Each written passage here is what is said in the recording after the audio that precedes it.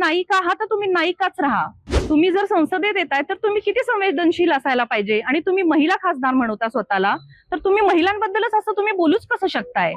कंगना राणावत या स्त्रीला भर चौकात चप्पलनं मारलं पाहिजे, ही माझी भूमिका आहे. कंगना राणावत यांनी या देशातल्या विद्यार्थिनींच्यावर हे अश्लील शब्द वापरलेले आहेत. त्यांना कोल्हापुरी हिसका म्हणून आम्ही कोल्हापुरी चप्पल शेणात बुडवून त्यांच्या तोंडावरती हाणणार आहोत. कंगना राणावत यांचं एका मुलीबद्दलचं असं वक्तव्य, याकडे कसं बघतो?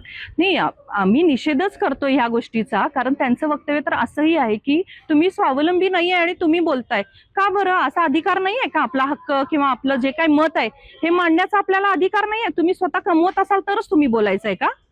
म्हणजे त्यांचं म्हणणं आहे आई वडिलांच्या जीवावर तुम्ही कशाला बोलताय आणि करताय. त्यांनी असंही म्हटलेलं आहे की ह्यांना कोण जन्म देतं आणि ह्यांना कोण पोसतं.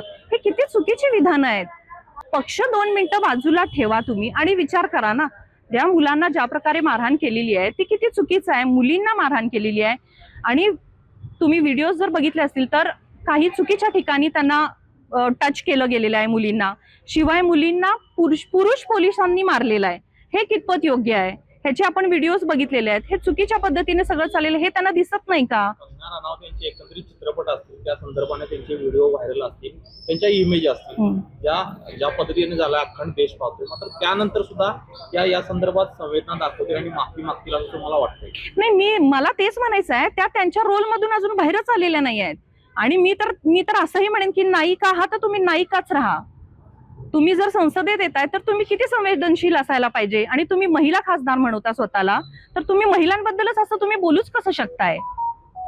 काल संसदेमधल्या खासदार कंगना राणावत यांनी देशातल्या तरुणींच्या वरती जी अतिशय वाईट शब्दामध्ये गरळ ओकली आहे, ज्या शब्दांचा आम्ही उल्लेखही करू शकत नाही, इतक्या नीचपणाने त्या बोललेल्या आहेत, त्या कंगना राणावतांचा सर्व महिला वर्गांतर्फे मी पहिल्यांदा जाहीर निषेध करते. त्या स्वतः एक महिला आहेत आणि त्यांनी या आंदोलनामध्ये आलेल्या मुली स्वतःच्या शरीर विक्रीसाठी आल्या होत्या असा घाणेरडा आरोप त्यांनी केलेला आहे. त्यासाठी कंगना राणावत या स्त्रीला भर चौकात चप्पलनं मारलं पाहिजे, ही माझी भूमिका आहे.